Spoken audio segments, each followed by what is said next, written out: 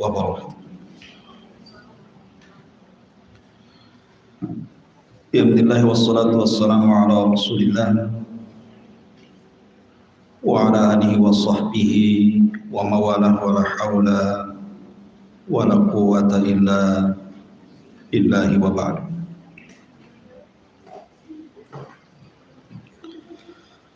Baik, kita lanjutkan kajian kita, masih membahas kitab Arba'in Nawawi, dan kita masuk pada hadis ke-16, An-nahyu anil ghadabi, larangan tidak boleh marah. An Abi Hurairah radhiyallahu anhu anna rajulan qala lin Nabi sallallahu alaihi wasallam awsini qala la taghdab faraddada miraran qala la taghdab, rawahul Bukhari. Dari Abu Hurairah radhiyallahu anhu, Nabi sallallahu alaihi wasallam bersabda kepada seorang laki-laki yang meminta wasiat. Laki-laki ini mengatakan, "Ausini, berikan wasiat kepadaku." Maka Rasul mengatakan, "La taghdab, jangan marah." Kemudian orang ini mengatakan lagi, "Ausini, berikan wasiat kepada." Tetap Rasul mengatakan, "La taghdab, jangan marah." Sampai beberapa kali. Hadis ini dikeluarkan Al-Imam Al-Bukhari.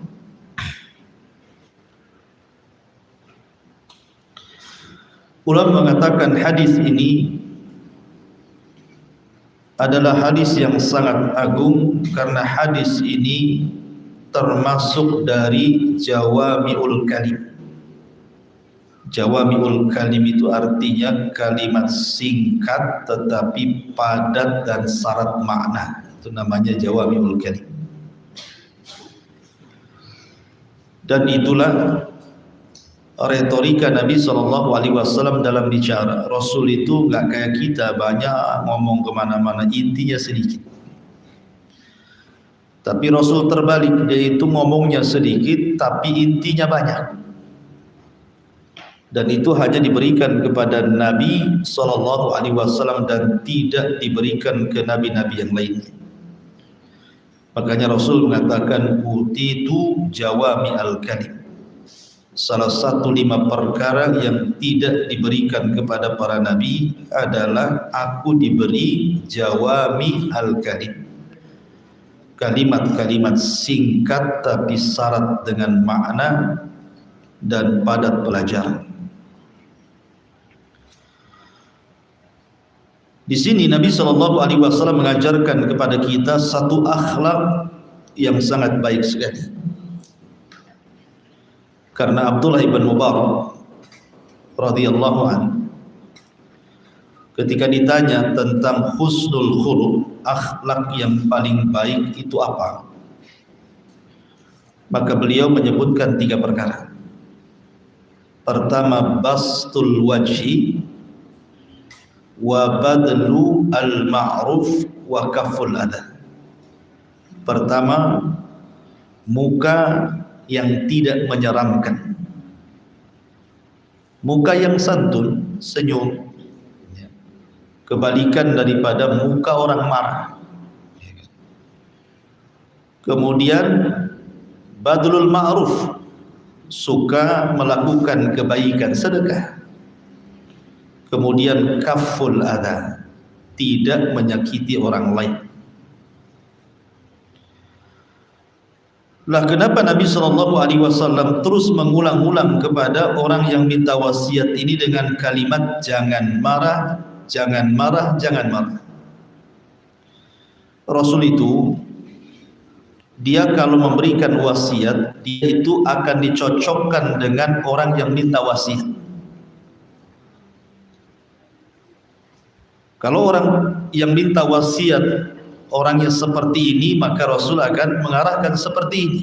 Kalau yang meminta wasiat seperti itu, maka Rasul akan memberikan wasiat seperti itu. Artinya Rasul itu disesuaikan dengan orang yang datang, dengan karakter orang ini seperti apa. Rasul akan ditekankan di karakternya itu. Lah kebetulan yang minta nasihat ini orangnya memang suka emosi,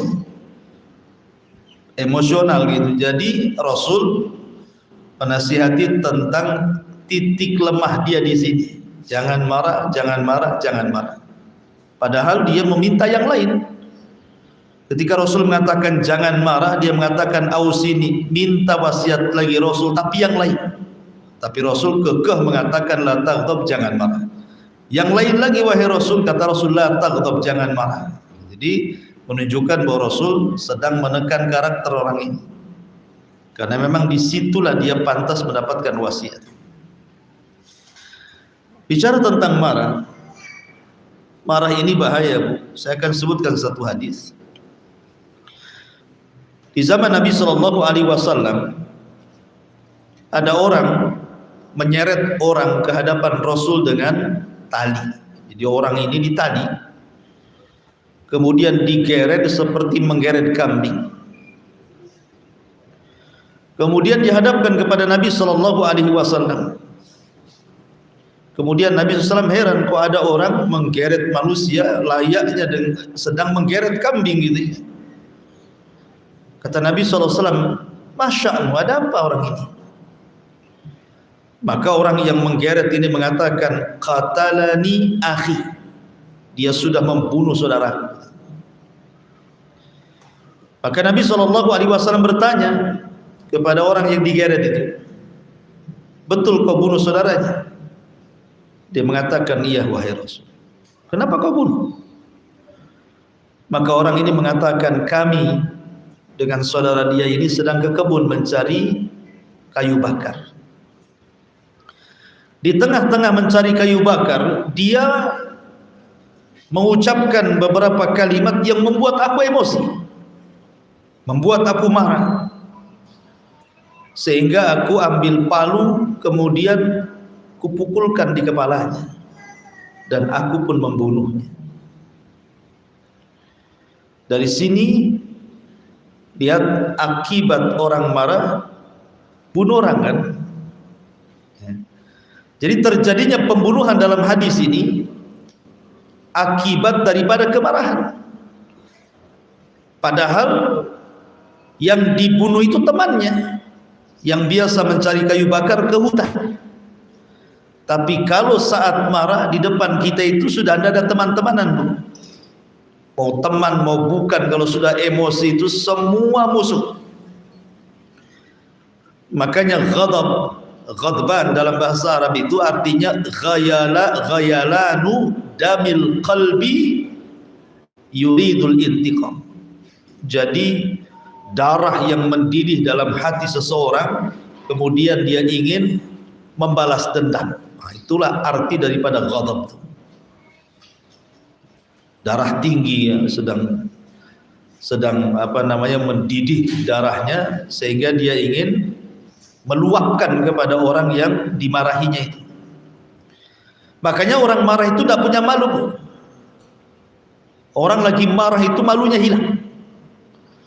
Dia akan mengucapkan apa saja sekehendaknya. Dia tidak bisa mengatur bahasanya. Mau depan orang satu, mau depan orang dua, mau orang ramai, kalau sedang marah, orang itu hilang malunya. Makanya kenapa kemudian marah itu sangat tercela. Akan tetapi, apakah semua marah itu tercela? Tidak. Nabi SAW itu orang yang paling tinggi akhlaknya. Tidak ada makhluk yang lebih tinggi dibandingkan akhlak Nabi SAW. Tapi Rasul marah juga. Itu Nabi itu. Satu peristiwa, Muadz bin Jabal radhiyallahu an salat Isya bersama Nabi menjadi makmum. Kemudian setelah itu pulang ke kampungnya, di kabilahnya belum salat Isya orang-orang itu. Melihat ada Muadz bin Jabal Maka mereka meminta agar Mu'adz menjadi imam salat Isya bagi mereka, padahal Mu'adz sudah salat Isya. Dan tidak mengapa, secara hukum fikih 2 kali salat Isya kan, karena salat Isya dia bersama Rasul wajib, kemudian diminta mengimami kaumnya sunnah. Masalahnya Mu'adz ini dia panjangkan pula bacaannya, dia habiskan surah Al-Baqarah dalam 1 rakaat. Coba aku salat Isya, imam di sini baca Al-Baqarah, besok pindah masjid ibu tuh. Ya. Jadi akhirnya ada satu makmum ini, namanya orang di belakang itu kan hajatnya beda-beda. Makmum itu punya hajat beda-beda, tidak semua sama. Punya kekuatan berdiri beda-beda, punya kesehatan berbeda-beda. Sehingga ada satu makmum ini keluar dari jamaahnya Mu'adz bin Jabal. Mu'adz menuduh dia munafik. Sampailah kabar ini kepada Nabi SAW karena Mu'adz ingin melaporkan ada orang yang keluar dari saf ketika jamaah. Akhirnya Nabi SAW yang dimarahi siapa? Mu'adz. Wa ghadiban Nabi SAW. Mu'adz dimarahi Nabi. Nabi marah. Dengan suara tinggi Nabi mengatakan, afatanu ya Mu'adz. Hei Mu'adz, engkau akan membuat fitnah di hadapan manusia. Idza shalla ahadukum falyukhaffif. Apabila engkau salat dan Anda menjadi imam, ringankan salat. Jangan memberatkan makmum. Ya. Dari sini menunjukkan apa? Rasul marah, emosi. Kemudian ketika Nabi SAW bersama para sahabatnya dalam perang Hunain, kan banyak sahabat-sahabat yang baru masuk Islam tergabung dalam perang Hunain ini. Jadi ketika di perjalanan antara Madinah dan Hunain ini, sahabat-sahabat yang baru masuk Islam yang terlibat jihad ini lewat di sebuah pohon namanya Dzatu Anwah. Pohon itu dulu dikeramatkan di zaman jahiliyah oleh sahabat-sahabat yang baru masuk Islam itu. Lewat lagi di pohon itu. Kemudian terkenang di masa jahiliyah bagaimana dulu mereka kalau perang itu tabaruk dengan pohon itu supaya menang perangnya. Tiba-tiba kemudian mereka mengatakan, nyeletuk kepada Rasul, ya Rasulullah ij'al lana dzata anwatin kama lahum dzatu anwat. Rasul, buatlah kayak pohon itu katanya, pohon-pohon lain yang keramat, biar senjata-senjata kami ditaruh di situ, nanti ada kekuatan yang ditransfer ke senjata itu biar menang dalam perang. Nabi marahlah. Kemudian Nabi SAW mengait-ngaitkan ucapan mereka dengan ucapan Bani Israel. Kata Rasul, kultum kama qalat Bani Israel. Sampai Rasul bertakbir, Allahu Akbar, menunjukkan marahnya. Ucapan kalian persis seperti ucapan Bani Israel kepada Musa, ij'al lana ilahan kama lahum aliyah. Ketika Bani Israel baru diselamatkan dari kejaran Fir'aun dan mereka menyaksikan bagaimana Fir'aun ditenggelamkan, lewat di sebuah desa ada orang nyembah patung sapi. Tiba-tiba ngomong sama Musa, wahai Musa, jadikan untuk kami patung sapi yang serupa dengan mereka, katanya. Ya marahlah Musa. Maka Nabi SAW juga marah. Artinya Rasul marah gitu. Rasul manusia sama dengan kita. Kita makan, dia makan. Kita minum, dia minum. Kita marah, dia pun marah. Tetapi marah seperti apa maksudnya ya? Maksudnya marah itu apabila intihak hurumatillah. Kalau ada orang yang merobek batasan-batasan Allah, maka Rasul marah. Karena kalau seandainya seseorang itu di waktu suruh marah kemudian tidak marah, kata Imam Syafi'i apa? Man istughdhib falam yaghdhab fahuwa kahimah. Orang yang waktunya marah kok tidak marah, berarti dia seperti keledai dungu, katanya Imam Syafi'i. Marah itu kadang diperlukan, tapi ada pada tempatnya. Bahkan kalau waktunya marah kemudian ibu tidak marah, berarti ibu dikeledai, kata Imam Syafi'i. Contoh ketika ada orang yang mengolok-ngolok agama, menghina Allah, menghina Quran, menghina Rasul, tidak mungkinlah kita tidak marah-marah lah kan gitu. Jadi urusan agama terkadang marah itu penting, tapi jangan pula emosi dalam urusan dunia. Karena kebanyakan kita ini marah-marah dengan tetangga itu urusan dunia, bukan urusan agama. Ada orang nggak dipancing pun marah, memang dah tabiat dia tukang marah. Jadi Nabi SAW mengajarkan kepada kita satu akhlak, jangan pernah marah. Karena jangankan Rasul, Allah juga marah.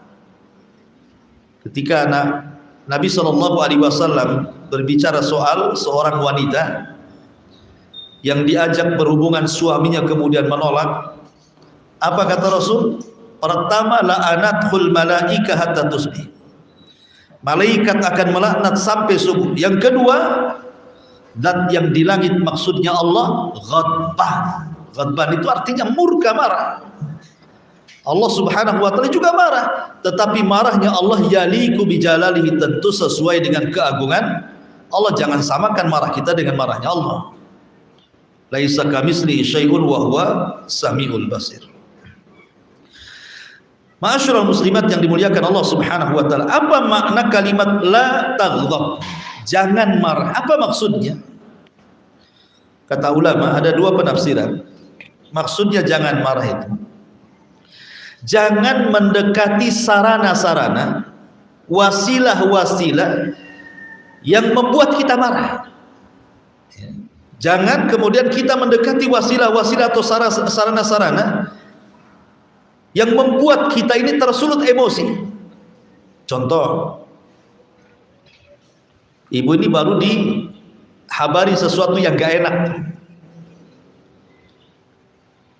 dan ibu tahu kalau ibu mendatangi tempat itu pasti emosi, gitu ya.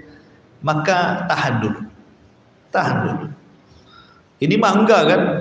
Itu tetangga sebelah ngatain ibu tuh. Apa dia? Ibu ini pelit katanya, umpamanya kan, contoh. Oh, langsung emosi bukan? Kapan aku pelit katanya?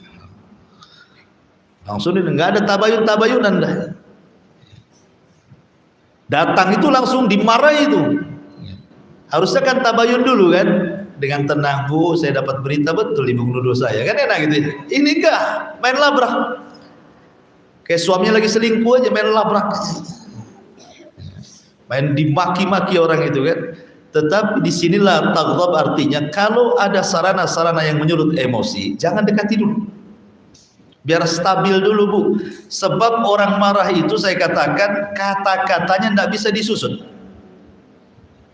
Kata-katanya itu tidak bisa dicerna gitu. Kadang-kadang satu kebun binatang keluar semua istilah-istilah itu. Namanya orang lagi marah. Makanya jangan mendekati wasilah-wasilah yang menyulut emosi.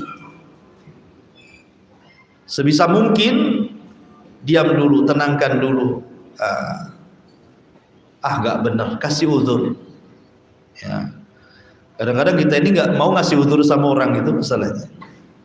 Maunya menang saja. Ini penafsiran yang pertama. Penafsiran yang kedua, la taghdab, jangan marah itu artinya apabila telah datang perkara-perkara yang bisa mengobati penyakit marah, redam kemarahan itu. Apa saja obat-obat yang bisa meredam emosi itu? Kata Nabi SAW, yang pertama, taghyirul hal, robah posisi marah. Merubah posisi marahnya. Kalau ibu marahnya berdiri, coba duduk. Kata Nabi SAW, idza ghadiba ahadukum wa huwa qa'im falyajlis. Kalau salah seorang di antara kalian emosi dan posisinya berdiri, duduk, kata Rasul. Fa in dhahaba anhul ghadab wa illa falyattaji. Kalau masih juga tidak hilang marahnya, baringkan. Nah, ini disuruh merubah posisi. Artinya la taghdab ini kalau sudah datang solusi seperti ini, dicoba supaya jangan marah, maksudnya dicoba dulu. Jangan langsung dengar berita langsung ayo kita sama-sama ke sana. Belum merubah posisi dan main labrak. Ya. Jadi rubah posisi. Yang kedua, membaca isti'adzah billahi minasyaitonir rajim. Membaca a'udzu billahi minasyaitonir rajim. Ada orang lagi emosi di hadapan Nabi sallallahu alaihi wa ala alihi wasallam. Orang ini nampak marahnya karena wajahnya memerah di hadapan Nabi sallallahu alaihi wasallam. Tiba-tiba kemudian Nabi sallallahu alaihi wasallam menasihati. Kata Rasul, "Inni la a'lamu kalimatan law qalaha dhahaba anhu ma yajid." Saya punya kalimat, kalau engkau mau membacanya maka kemarahanmu akan hilang. Kemudian Nabi SAW mengatakan, bacalah a'udzu billahi minasyaitan.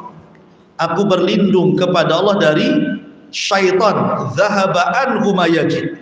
Maka emosinya akan berkurang, kata Nabi. Tiba-tiba kemudian orang ini tersinggung dengan Rasul dan mengatakan, amajnunun ana ya Rasulullah. Apakah saya ini gila wahai Rasul? Saya enggak gila. Kemudian Nabi SAW langsung pergi, tidak mau melayani orang ini. Udah kasih solusi, malah ngomong apa saya gila, harus mengucapkan a'udzubillahi minasyaitonir rajim gitu ya. Rasul langsung pergi, nggak mau melayani orang marah. Nah, dari sini penting bu, kalau ada orang marah tidak usah dilayan, pergi saja. Biar gerutu sendiri, nanti capek sendiri, lama-lama sariawan. Ya. Kalau ibu kemudian ada orang marah dilayan, jadi ibu. Makanya Rasul langsung meninggalkan orang ini, karena Rasul sudah ngasih solusi, suruh isti'adzah gitu ya. Ini yang kedua. Yang ketiga, ketika seseorang emosi itu, ghabtun nafsi anil indifa'i bi awamilil ghadab. Meredam jiwa, cari hal-hal kesibukan-kesibukan yang melupakan kemarahannya. Nah, jadi apalah kesibukan ibu itu kalau lagi marah itu, cari kesibukan supaya ngurangi gitu loh rasa marahnya itu, supaya pikirannya itu tidak terfokus kepada objek marahnya. Ketika ada kesibukan lain kan terbagi itu nanti itu, sehingga emosinya minimalnya kuranglah 10%, nanti turun lagi 30%, turun lagi kan begitu. Jadi ngurangi emosinya. Kemudian yang nomor 4, as-sukut. Nah, ini yang paling penting bagi ibu-ibu.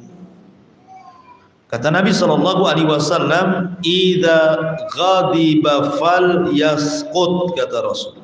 Apabila salah seorang di antara kalian, idza ghadiba ahadukum fal yasqut, lebih baik diam dibandingkan bicara. Berapa banyak orang-orang ketika marah itu akhirnya yang tadinya bagus kalimatnya berubah menjadi cacian, berubah menjadi makian, berubah menjadi hinaan. Ingat sabda Nabi SAW, innal abda la yatakallamu bil kalimati la yulki laha balan min sakhatillah yahwi sahibuha fi nari jahannam ab'ad ma bainal masyriqi wal maghrib. Kata Rasul, ada seorang hamba mengucapkan satu kalimat tanpa ada unsur kesengajaan, tetapi kalimat itu membuat Allah murka. Apa yang terjadi? Allah masukkan ia ke dalam jahannam sejauh barat dan timur. Orang marah itu di luar kendali. Bahkan bukan hanya satu kalimat itu, kecacian-cacian itu, bahkan mungkin banyak kalimat-kalimat cacian, makian, rendahan. Nah, itu sudah berapa dosa itu yang mau ditanggung, dicatat oleh malaikat itu. Padahal dia mengucapkan tanpa sadar tuh. Apalagi ibu memang sudah merancang, lagi marah sudah nulis di kalimatnya ini, saya harus ngomong 1, 2, 3, 4, 5, 6, udah kepikir tuh. Sudah diagendakan tuh caciannya itu. Ini pertama ini dulu dicaci, yang kedua itu yang dicaci. sudah terstruktur itu kalimatnya itu. Nah, itu kan berapa dosa yang mau ditanggung. Makanya Rasul mengatakan idza ghadiba ahadukum falyaskut. Apabila marah salah seorang di antara kalian itu, cobalah diam dulu. Diam saja. Ya, Ustaz diam nanti setruk pula. Harus diluapkan lah karena itu. Kalau mau diluapkan, marah sama tembok, marahi tembok, jangan depan orangnya. Ya. Karena kesalahan itu orang banyak yang salah luap, marahnya sama orang, objeknya suami yang kena. Itu ya. Kenapa tak masak? Enggak mau senyum pun tidak, ya kan? Diam aja kan gitu loh. Terakhir tahu suaminya baru tengkar dengan tetangganya. Lah, kenapa kok suami yang kena? Harusnya kan suami makannya hari itu. Karena marah asal masak pula kan. Disangka micin rupanya apa itu? Gula tuh. Manis semua. Jadi di sini pentingnya as-sukut, diam. Kemudian juga yang nomor 5. An yadhkurallaha azza wa jalla, berdoa kepada Allah subhanahu wa ta'ala. Karena ada ayat dalam surah Al-Kahfi 24, wadhkur rabbaka idza nasit, ingatlah kepada Rabbmu apabila nasit. Nasit itu artinya kata Ikrimah idza ghadibta, ingatlah Rabbmu saat engkau emosi. Saat kau marah sama orang, ingat Allah, itu maksudnya. Berzikir, berdoa kepada Allah azza wa jalla. Kemudian juga Allah subhanahu wa ta'ala berfirman dalam surah Al-A'rafnya ayat 200, wa imma yanzaghannaka minasyaitani nazghun fasta'idz billah. Apabila syaitan mulai menggodamu dengan godaan, segeralah ingat Allah, isti'adzah kepada Allah subhanahu wa ta'ala. A'udzubillahi. Jadi berzikir, berdoa supaya Allah meredam kemarahan kita ini.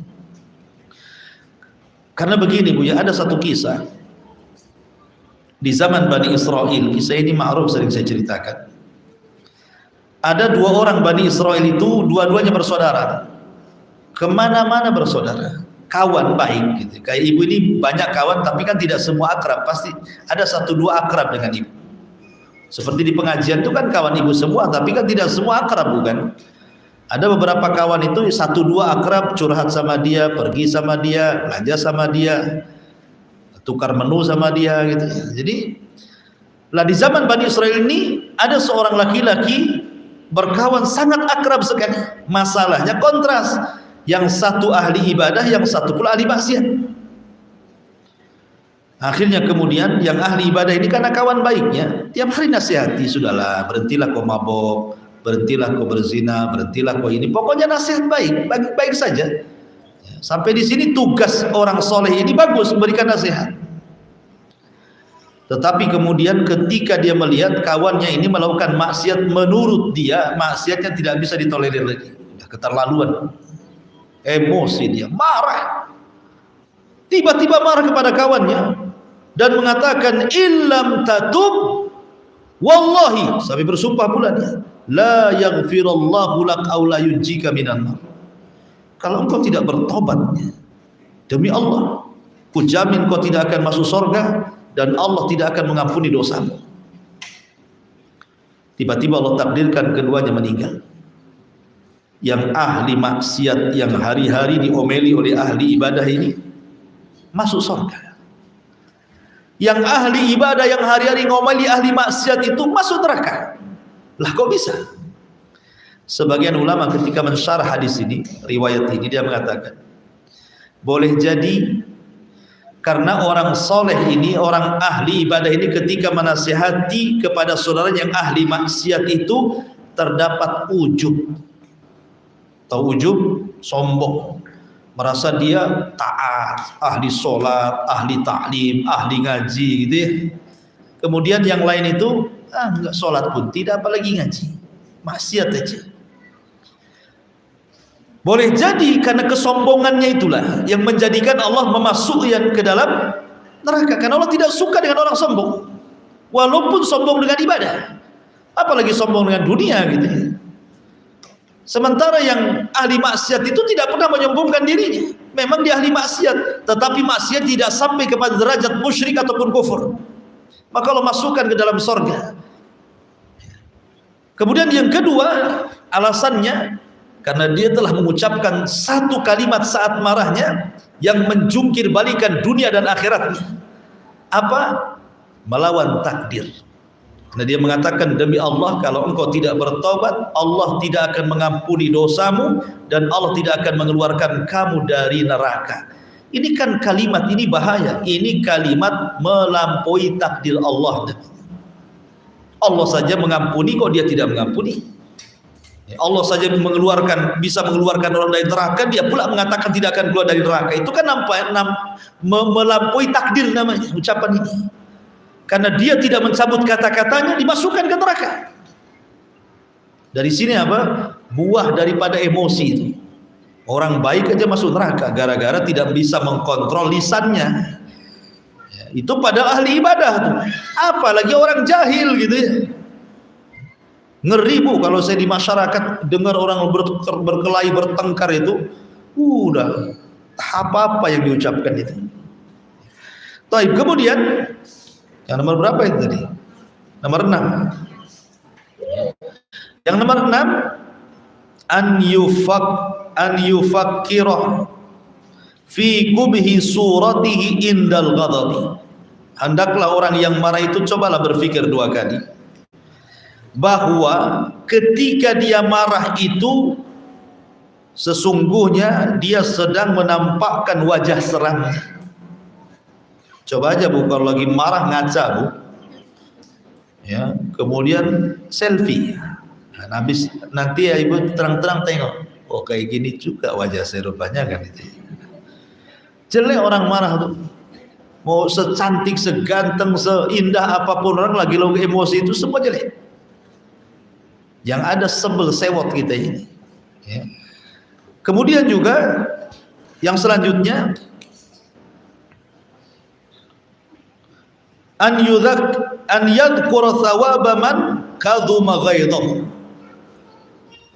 Untuk meredam marah itu juga salah satunya adalah mengingat pahala, balasan yang akan diterima bagi orang-orang yang menahan emosi. Ingat keutamaan sesuatu pasti mencintainya. Kalau kita tahu keutamaan sholat 5 waktu, pasti kita akan rajin sholat 5 waktu. Kalau ibu tahu keutamaan bermajelis ilmu, pasti jauh-jauh pun datang untuk duduk di majelis ilmu, walaupun ngantuk. Ya. Sebagaimana itu juga ketika sudah oh pahala orang yang menekan emosi itu besar sekali. Sebagaimana Allah Subhanahu wa taala berfirman, alladzina yunfikuna fis sarra'i wad dharra'i wal kadiminal ghaidha wal 'afina 'anil nas wallahu yuhibbul muhsinin. Al-Imran 134. Dan ciri orang-orang yang beriman adalah orang yang menginfakkan hartanya baik di waktu senang ataupun susah, dan bisa menahan emosinya dan mudah memaafkan manusia. Dan Allah suka dengan orang-orang yang berbuat baik. Di sini ada kalimat wal kadhiminal ghaidha, dan dia berusaha untuk menekan hawa nafsunya, karena marah itu kan bersumber dari hawa nafsu. Kalau hawa nafsunya stabil, marahnya stabil. Kalau hawa nafsunya lagi memuncak, maka marahnya juga bisa memuncak. Dari sini termasuk sifat-sifat orang yang beriman adalah menahan emosi. Kemudian juga diantaranya an yufakkir fis sababil ladzi yad'uhu ilal intiqam. Hendaklah seseorang itu berpikir kepada sebab yang mendorong dia untuk membalas ketika emosi. Jadi begini Bu, jangan orang itu marah kepada kita dengan mengucapkan 1-2 kalimat, ibu balas pula dengan 10 dan 20 kalimat. Itu maksudnya. Orang ini sedang marah sama ibu, mengucapkan kalimat binatang, ya, umpamanya si A bertengkar dengan si B, kemudian si A ini menyebutkan kalimat binatang kepada si B. Oh, dasar hamster kamu ini, umpamanya kan, yang agak lembut lah, yang itu tidak usah diucapkan itu. Hamster ke hamster. Lah kalau dia cuma menyebut kalimat itu, Bu, kalaupun kita harus membalas, maka jazaa'us sayyi'ah sayyi'atu mithluha. Kalaupun kita harus membalas dengan keburukan yang diberikan kepada kita, maka balaslah dengan keburukan yang sama atau maafkan. Maksudnya apa? Kalau dia mengatakan, oh dasar hamster, kamu juga hamster, itu saja cukup, karena dia ngomong itu.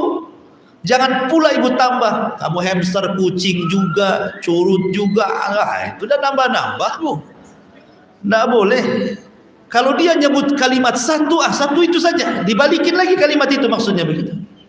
Itu kalau mau membalas maksudnya. Tapi kalau memaafkan jauh lebih baik. Karena begini, jangan kemudian tadinya ibu tidak punya dosa jadi punya dosa, begitu maksudnya. Gara-gara emosi ini, yang tadinya tidak punya dosa jadi buat dosanya banyak tercatat jadinya. Karena tadi menambah jadinya, ya. Mencaci maki orang itu satu kalimat nyaci maki, ibu berkalimat-kalimat membalasnya. Makanya di sini penting seseorang itu berpikir gitu, ya, tentang sebab yang menjadikan dia harus membalas itu. Berpikir kata-katanya juga dipikirkan, jangan asal ngomong gitu. Kemudian juga an yahdhara nafsahu akibatal adawati wal intiqam. Hendaklah seseorang itu, hendaklah jiwa itu menghindar akibat dari emosi itu. Akan muncul permusuhan, akan muncul balas dendam, akan muncul kata-kata yang tidak mengenakan, akan muncul kata-kata hinaan, kata-kata makian. Bahkan lebih daripada itu, akibatnya apa? Akibatnya putus silaturahim. Betapa banyak gara-gara emosi dan marah putus silaturahim antar keluarga. Anak tidak mau nyapa orang tuanya, orang tua tidak mengakui anaknya, bahkan orang tuanya mengatakan, "Nana, kalau tahu gini sudah kau cekik kau sejak bayi," gitu. Bagus kau tidak lahirkan kamu. Emosi, ya kan? Saudara sudah tidak kenal saudaranya, tetangga sudah tidak kenal tetangganya. Udah bang, kita jual saja rumah ini. Mau pindah ke mana, jual lah bang. Mau jual berapa? Terserah, separuh pun tidak apa-apa. Enak saja kata suami.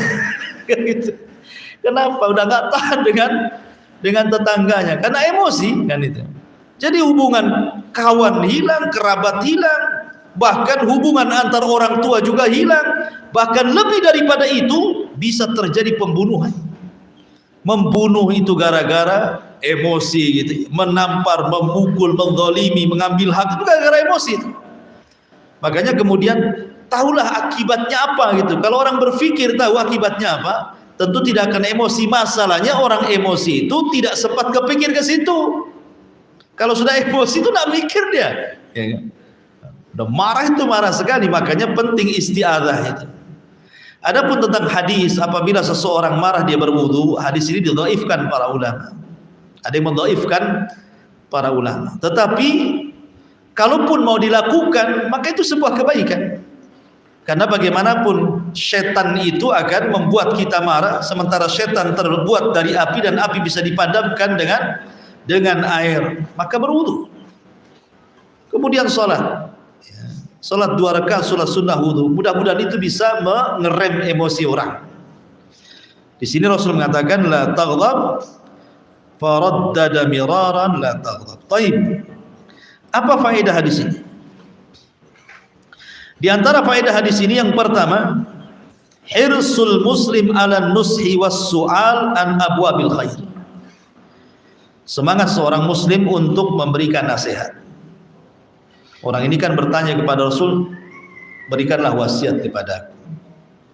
Maka semangat seorang muslim ibu kalau datang ada orang minta nasihat, nasihati. Walaupun hanya mengucapkan ittaqullah, bertakwalah kepada Allah. Walaupun pendek seperti itu sudah cukup. Kemudian wasu'al an abwabil khair, biasakan bertanya soal pintu-pintu kebaikan. Ya, sesama teman pengajian atau ketika ngaji kepada ustadz atau orang yang lebih alim daripada ibu, dari teman-teman ibu gitu kan, tanya itu tentang pintu-pintu kebaikan. Kemudian yang kedua, tikrarul kalam hatta ya'iyahu sami wa yudrika ahammiyatahu.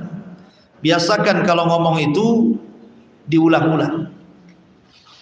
Kalau ngomong itu, kalau nampaknya orang ini lemot sedikit kan, karena ada orang yang cepat nangkap, ada orang yang agak lemot, mungkin kurang dicas gitu ya, baterainya low, sehingga ibu ini harus paham ngomong dengan siapa gitu ya. Nah, kalau memang orang ini agak sedikit lemot, diulang-ulang ngomongnya supaya dia paham, diulang-ulang, dan harus sabar gitu ya. Kemudian yang nomor 3, al hadis yuhadzir min afatil lisan. Hadis ini juga memberikan peringatan tentang afatul lisan, bahayanya dosa lisan, karena keluarnya dosa lisan itu dimukodimahi dengan marah biasanya. Emosi baru keluar tuh afat lisan itu.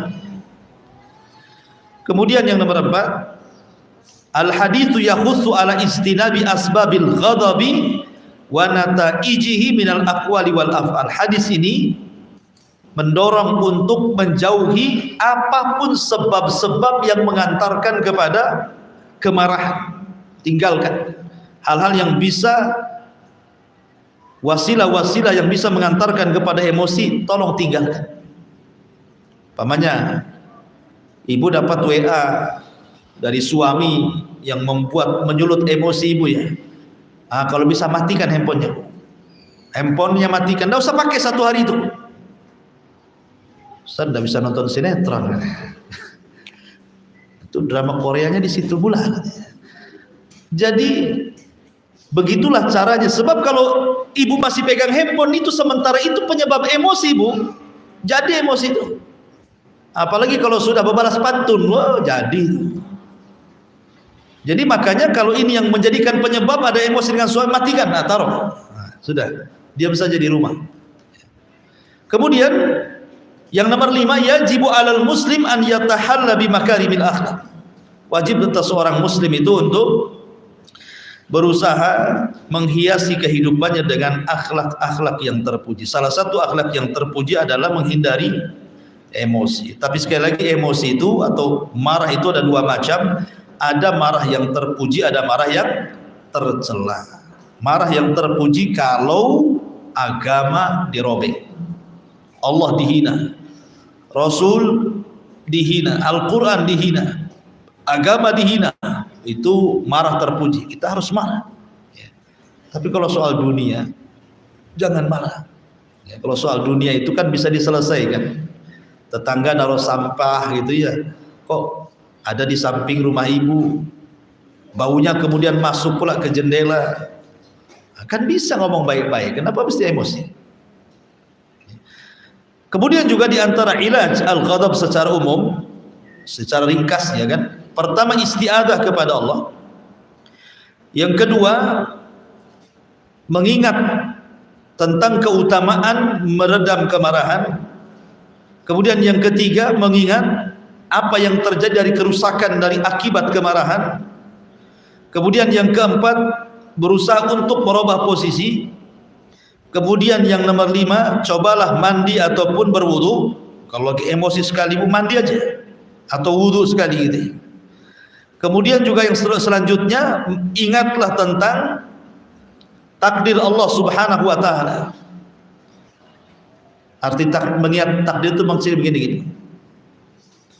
Kalau ada orang yang emosi sama ibu, memaki-maki ibu ya, boleh jadi mungkin orang itu maki kita, menyulut emosi balik kita ya, itu sudah dicatat di Lauhil Mahfud sebelum Allah menciptakan langit dan bumi 500 tahun, bahwa orang itu hari ini akan marah sama saya jangan marah, gitu maksudnya ya. Itu yang takdir itu seperti itu. Jadi kita kembalikan, wajarlah dia marah, semua sudah dicatat hari ini harus marah, ngapain kita harus ikut marah gitu maksudnya ya. Itu maksudnya di situ, ingat takdir Allah, ingat takdir Allah.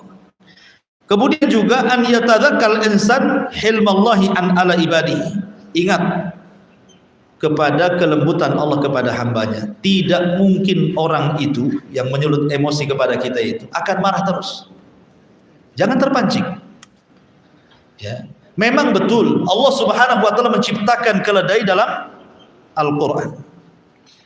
Dan Allah Subhanahu wa taala menciptakan suara keledai itu pun disebutkan dalam Al-Qur'an.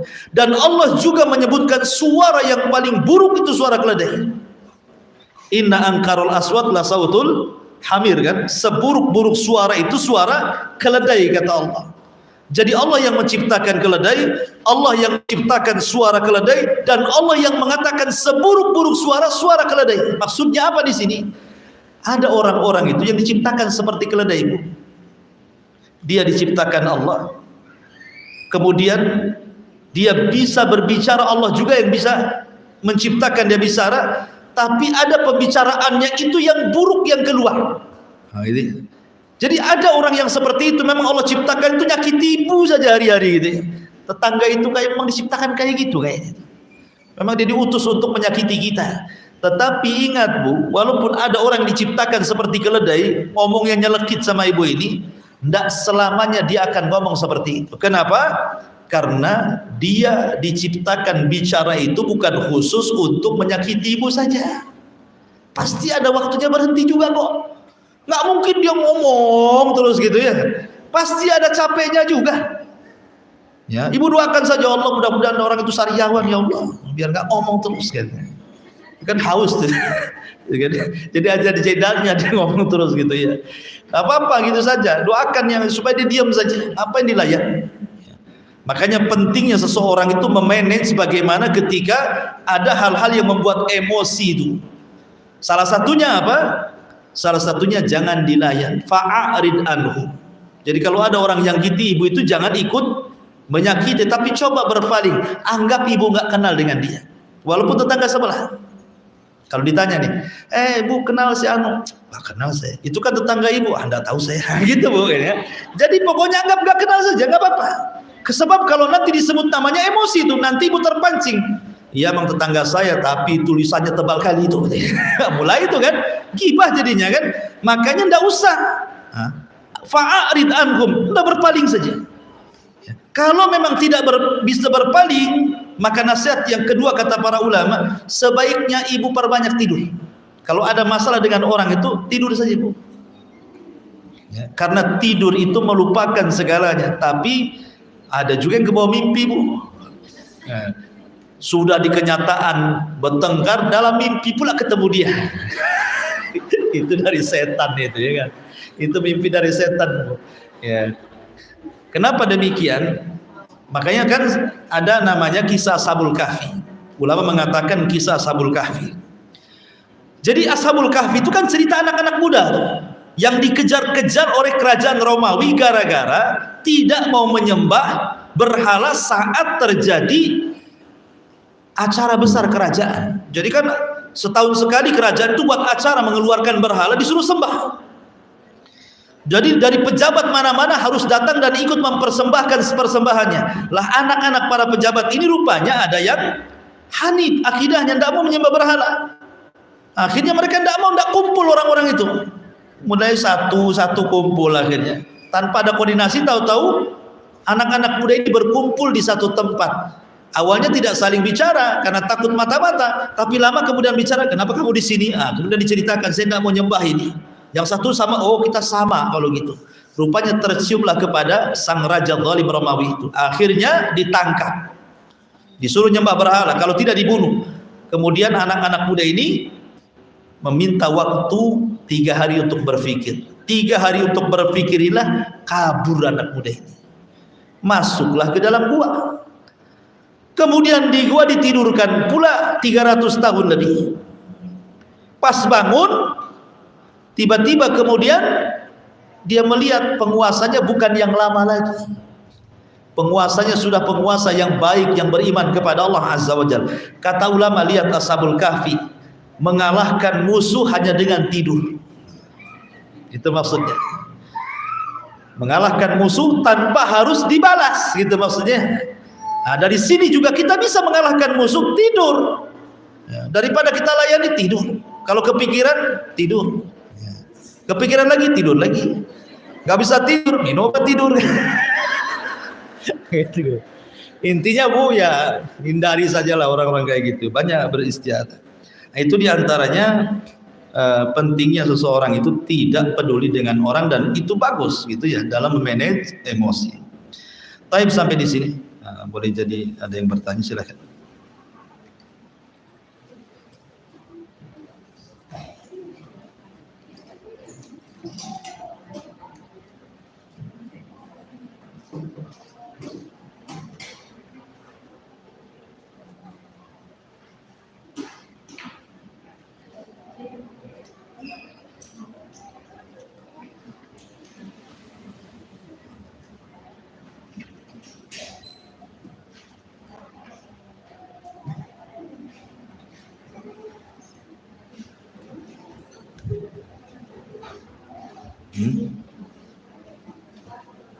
Iya, silakan. Waalaikumsalam. Mau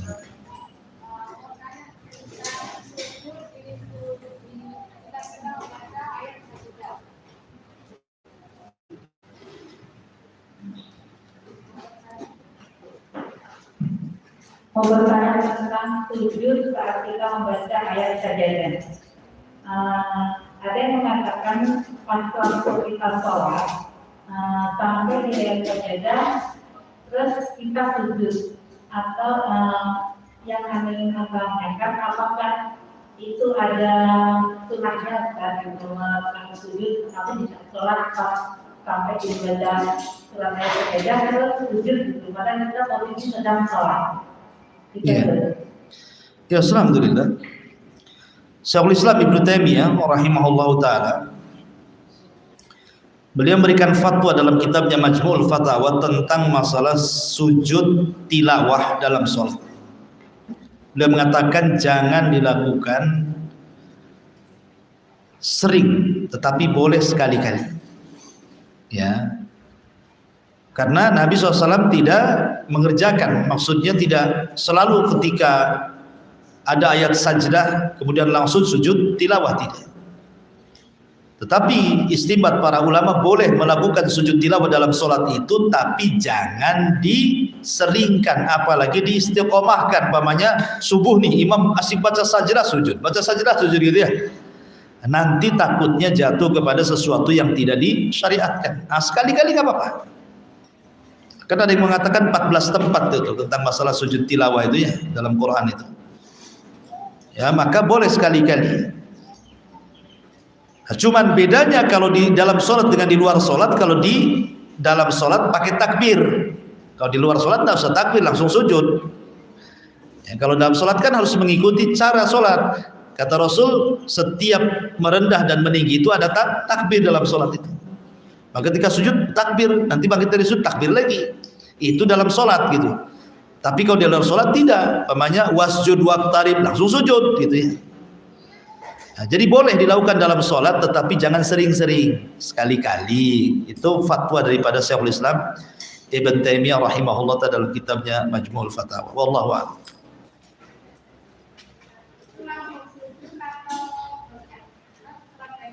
Kan takbir dulu. Iya, nanti habis sujud dilanjutin lagi kalau memang di pertengahan. Iya. Kalau nanti di ujung ayat wasjud waqtarib, di ujung ayat pemanya kan, langsung sujud, kemudian bangkit lagi, boleh membaca ayat lain. Atau boleh langsung ruku, terserah. Iya.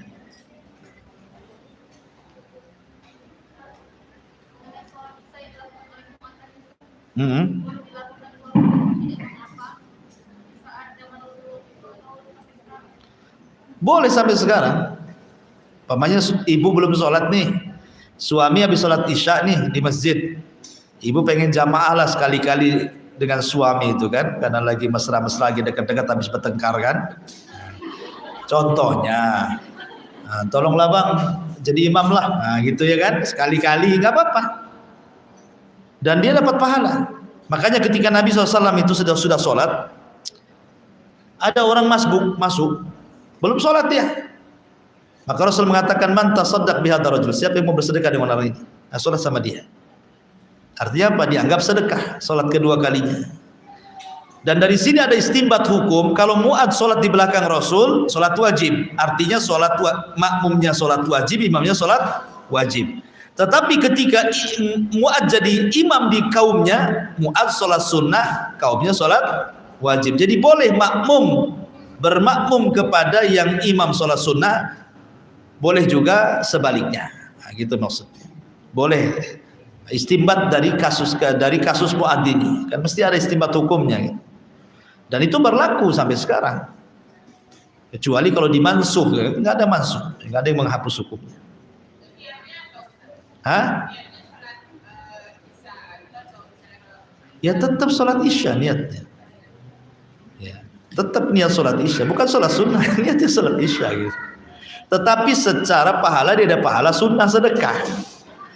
Ya kan, tetap pahalanya. Dia bukan sedang sholat sunnah, sedang sholat wajib juga. Cuman pahalanya pahala sunnah karena dia sudah dapat wajib bersama Nabi. Kemudian sholat lagi sebagai bentuk sedekah. Makanya kalau umpamanya ada orang masbuk, ibu sudah sholat, biar dia dapat pahala jamaah, temani. Gitu ya. Saya temani, boleh nggak? Gitu ya. Loh, kamu kan sudah sholat, tidak apa-apa lah. Gitu. Apalagi dia minta, tolong temani saya. Ibu harus mau. Kecuali ibu ada masalah. Iya.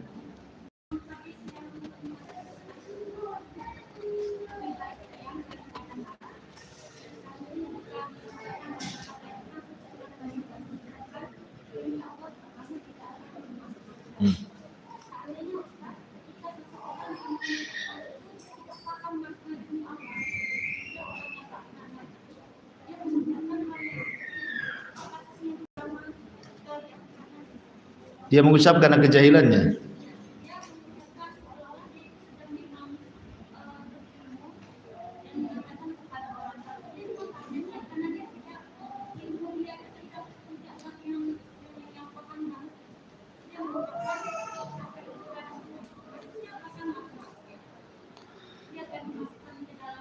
Iya, sama, mau berilmu mau tidak berilmu semua sama. Karena Rasul mengatakan wa innal abda la yatakallamu bil kalimati. Ada seorang hamba itu mengucapkan satu kalimat. Bahasa Rasul dia. Satu kalimat. Rasul tidak mengatakan berkalimat-kalimat. Kata Rasul, wa innal abda, ada seorang hamba la yatakallamu bil kalimah, mengucapkan satu kalimat min sukhtillah.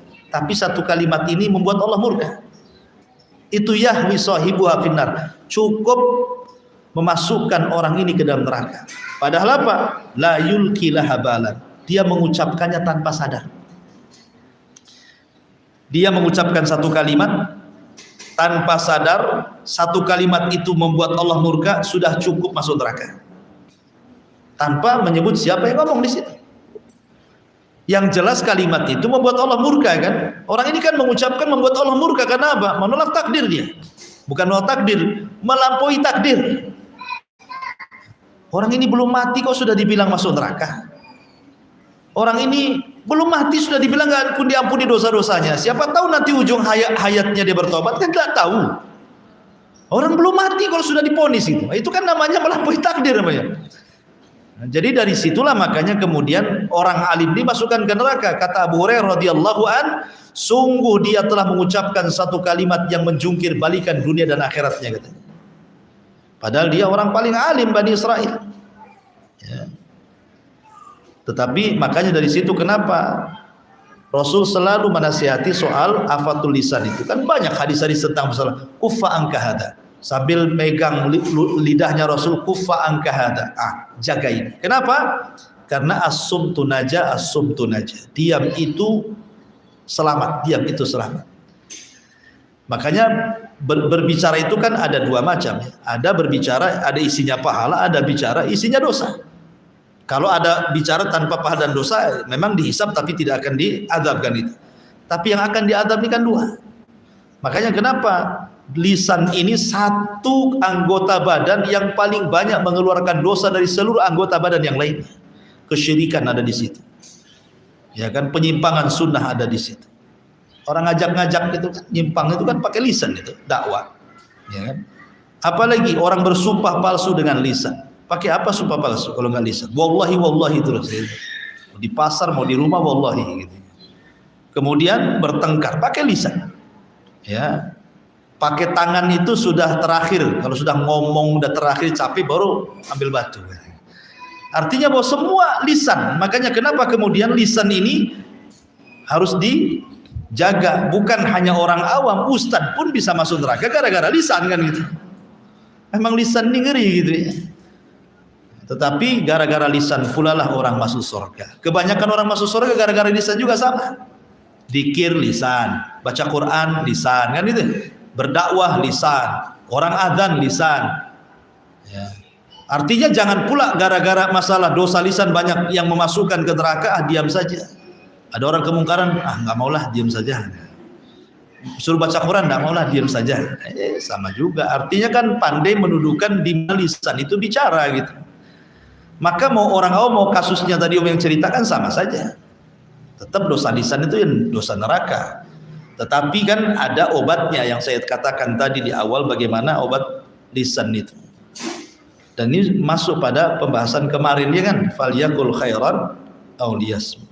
Wallahu a'lam. Iya. Boleh? Tadi kan kita berpikir bahayanya lisan. Terus kejadian yang sering kita lihat, fenomena yang ada di sekeliling kita, mempunyai tetangga yang mulutnya mau dan dosa. Terus ketika seandainya kita berhadapan dengan rumahnya, terus kita pernah berselisih dengan mereka atau dengan beliau untuk menghindari sakit hati seperti yang Anda sampaikan tadi.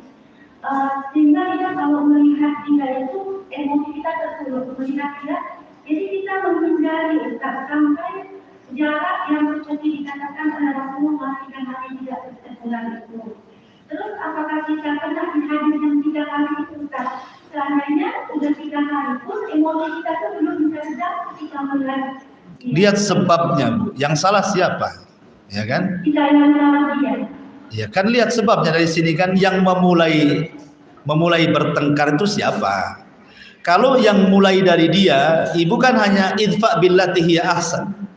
Kita ini cukup membela diri saja. Sehingga supaya udah dihindari. Makanya dari awal obatnya itu pura-pura nggak kenal dia. Saya katakan nggak usah kenal dia lagi. Maksudnya nggak usah lewat depan rumahnya nanti emosi lagi datang. Ya kan? Itu maksudnya bagi permulaan. Ya kedepannya jangan seperti itulah kalau bisa didekati. Ya.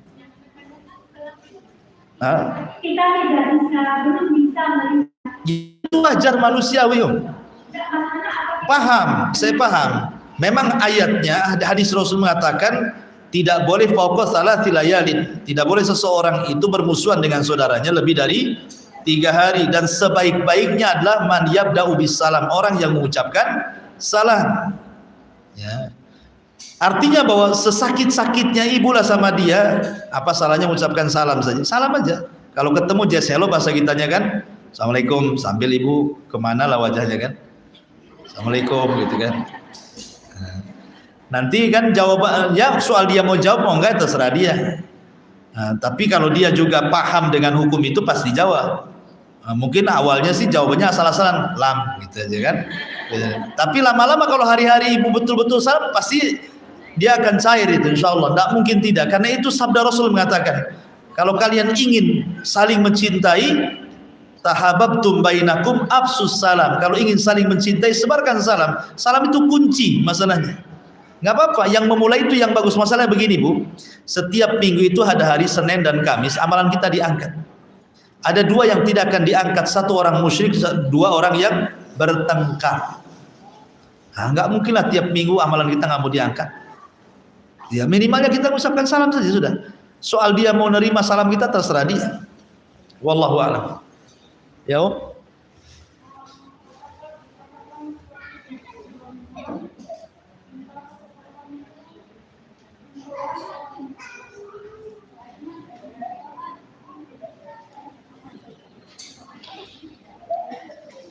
Pakai mic ya biar dengar.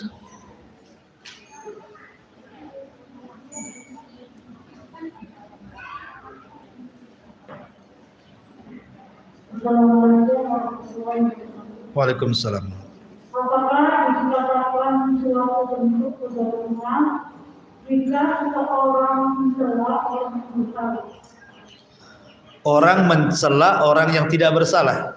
Mencela, memang orang yang dicela itu bersalah, dan mencela itu memang salah itu memang sedang emosi. Apakah yang sedang mencela itu dikatakan suatu bentuk kezaliman? Orang yang mencela karena dicela boleh, tetapi mencela seukuran dia mencela boleh. Orang yang dicela itu dizalimi, ya kan? Yang zalim yang mencela, yang dicela yang dizalimi. Akhirnya orang yang dicela ini mencela balik, kan begitu ya? Boleh nggak mencela balik? Boleh, tapi sebatas celaan dia. Nah, yang dicela itu dia diam aja, mendengarkan bahwa dia posisinya bersalah. Dan yang saya katakan, apakah orang yang mencela itu merupakan suatu kezaliman? Ya jelaslah mencela orang zalim, Bu. Bukankah Rasul mengatakan innamal muslimuna ikhwatun? Seorang muslim itu bersaudara. La yadlimuhu, tidak boleh menzaliminya. Wala yakhdhuluhu, tidak boleh menghinanya. Wala yahsuduhu, tidak boleh hasad. Wala yabi ba'dukum ala bai'i ba'din, tidak boleh merebut langganan, sampai dalam jual beli pun sama. Kan itu salah satunya. Ketika ada orang mencela berarti dia zalim, orang yang dicela dizalimi. Itu doanya mustajab tuh. Walaupun dia orang kafir. Ibu memaki-maki orang kafir nih, dia nggak salah. Ya. Tiba-tiba kita maki-maki dia, tiba-tiba dia berdoa kepada Tuhan dia itu, Allah sama dia. Bukan karena kekafirannya, tetapi karena dia dizaliminya. Walaupun dia bersalah. Yang bersalah siapa? Yang bersalah yang dicela. Yang dicela bersalah. Ya. Kalau seandainya bersalah dan patut untuk dicela, ya harus dicela. Tapi kan lihat celahnya, contoh nih, Sufyan Ats-Tsauri, dia ingin haji, tapi kan dia seorang imam, dia tidak mau mengambil bicara sama murid-muridnya, ada pekerjaan nggak? Saya pengen cari pekerjaan, ngumpulin duit untuk haji, ya kan? Dia seorang ulama besar, Sufyan Ats-Tsauri. Dia tidak mau ngomong sama murid-muridnya. Akhirnya dia cari ke orang yang nggak kenal dia. Kata Sufyan Ats-Tsauri, ketemulah orang kafilah dagang yang mau ke Mekah. Akhirnya dia minta pekerjaan, dia robah penampilan ulamanya jadi orang biasa. Kata pedagang itu, boleh kamu ikut saya ke Mekah, tapi engkau harus jadi tobah. Tobah itu apa?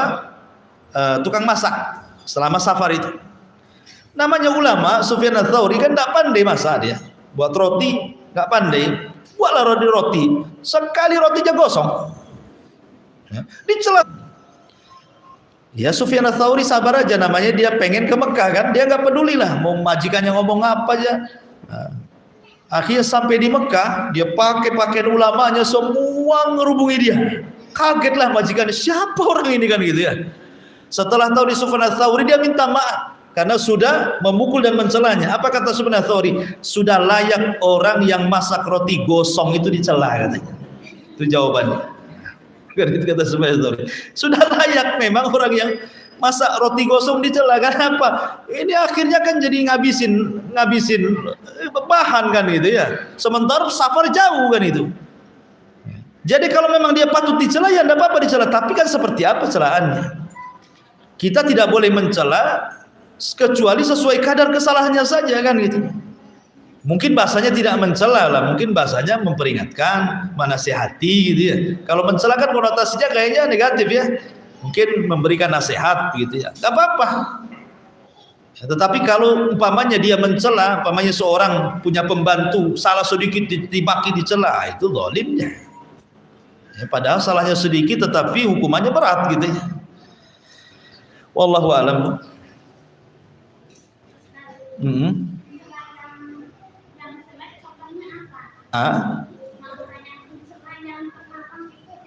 Ya memaki-maki, menyebut binatang ini binatang itu, kata-kata kotor. Biasanya kan dalam tatanan bahasa setiap daerah itu ada yang kasar, ada yang setengah halus, ada yang halus sekali, ya kan, ada yang kromo, ada yang di bawahnya kromo, ada yang kasar banget kan itu ya. Setiap daerah itu kan ada tuh.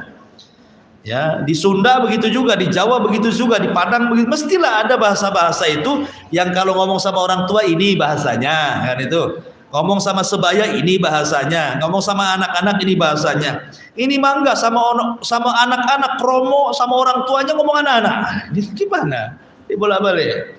Nah, itu kan bisa mencela juga karena dalam istiadat itu kadang ada orang tidak suka dengan bahasa seperti itu. Apalagi orang-orang yang terbiasa bahasa halus gitu kan. Kayaknya aneh kalau dia ngomong begitu kasar kali. Contoh nih, saya ini orang Sunda, pertama datang ke Batam, tidak pernah mendengar kalimat kau. Nggak pernah. Iya, kau begitu. Di Sunda, kita orang Sunda pernah. Paling bahasa Indonesia di sana itu lembutnya kamu. Sampai di sini dikau-kaukan. Kau katanya. Itu kan kasar menurut orang sana kan. Menurut orang Medan biasa saja. Ya kan? Enggak kasar menurut orang sana. Jadi masing-masing daerah itu adatnya beda-beda kan itu. Anak saya pula ngomong, masa saya dibilang sapi kan? Kau itu sapi. Dia bilang, bahasa Inggris pula kan gitu. Masa saya disapi-sapikan bi katanya. Bumairo masih kecil dulu. Itu kau itu kamu katanya. Bukan sapi katanya. Kadang-kadang salah paham juga kan anak-anak tuh. Ya. Jadi dari sini pahamlah ya, mencela itu menggunakan kalimat-kalimat yang kalau didengar nggak enak, itu istilahnya celaan gitu ya. Tapi Bu sampai di sini Bu udah.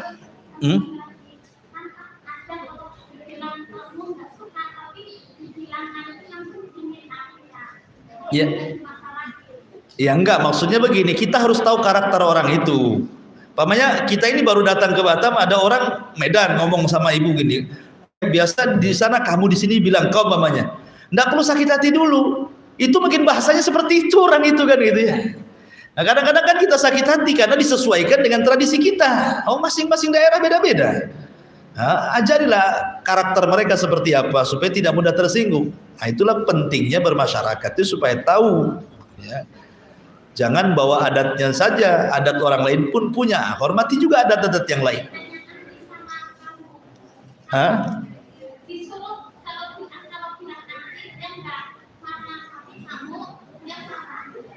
Ya sudah, jangan bilang kamu lagi. Udah tahu dia bilang kamu marah, wah di kamu-kamuin, biar dia marah gitu ya. Ya sekarang orang suka dibilang anti. Kalau dibilang kamu dia marah, ya sudah jangan dibilang kamu lagi, anti aja. Nah, kecuali kalau ibu sengaja membuat dia marah, dibilang kamu aja dia biar marah gitu. biar keluar marahnya. Oh ya.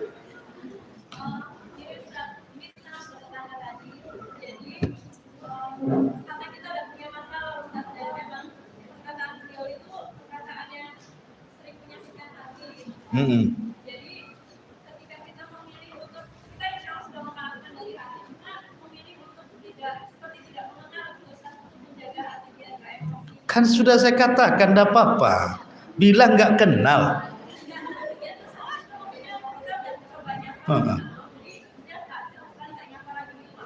Iya, ibarat nggak kenal, nggak usah sapa-sapa lagi dia. Kalau perlu pindah rumah, biar nggak ketemu. Males di Puskopkar saya, bagus ketiban kampung aja. Nggak apa-apa, gabung sama saya di sana. Gitu. Ya nggak ada masalah. Kan kita intinya menghindar supaya jangan hati kita dikotori. Supaya kita, karena begini ya, kalau hati kotor ini ibadah nggak tenang, nggak khusyuk, semuanya gagal. Badan itu bisa kotor, hati bisa kotor. Membersihkan badan itu lebih mudah daripada membersihkan hati. Makanya kenapa ada istilah dararul qalbi kasumumi alal abdan. Madarat mengotori hati itu sama dengan meracuni, sama dengan seseorang makan racun, kata Imam Ibnu Qayyim. Akan tetapi bahaya seseorang itu kotor hatinya jauh lebih bahaya dibandingkan orang terkena racun. Karena susah diobati. Kalau orang terkena racun ada obatnya. Ada obat, ada ke dokter, nanti diinfus, nanti dikeluarkan racunnya. Ya. Tapi kalau sakit hatinya ini tidak ada dokternya. Dokter mana yang bisa mengobati penyakit hati? Tidak ada ceritanya. Jadi itu hanya kerohanian kembali ke agama. Ya, kalau sakit hati itu kembali ke agama. Jangan datang ke dokter, dok, tolong bedah jantung saya, ambil cuci, mati lah itu. Gimana orang mengeluarkan jantung dia? Itu penyakit hati tidak ada obatnya. Ya, syarat-syarat tadi, langkah-langkah tadi lah obatnya tuh. Menghindar, pura-pura tidak tahu, pindah tempat, itulah obatnya. Apalagi? Kecuali kalau memang ibu tabah, ibu itu baik, pokoknya nggak punya musuh. Karena begini ya, Imam Nurul Qayyim bagus sekali kata-katanya. Bagaimana orang itu bisa selamat hatinya kalau dia punya pasangan tidak menyayangi, kalau punya tetangga suka ganggu, kalau punya musuh terus menatap tiap malam tidak bisa tidur. Gimana orang bisa tenang hatinya? Nih ibu punya pasangan suami tapi tidak sayang sama ibu, tenang bu? Nggak akan tenang. Atau punya tetangga dia tidak suka dengan kita, nggak akan tenang. Atau punya musuh, tiap malam dia tidak tidur nengok ibu saja. Kapan celakanya orang ini? Nggak akan tenang lah. Karena kalau seperti ini kan ya gimana lagi? Pisah, menghindar, cari suami yang baru, cari tetangga yang baru. Wallahu a'lam. Baik, sekira cukup ya. Sudah jam 11 lebih. Subhanallah bihamdika asyhadu an la ilaha illa anta astaghfiruka wa atubu ilaik. Wallahu ta'ala. Assalamualaikum warahmatullahi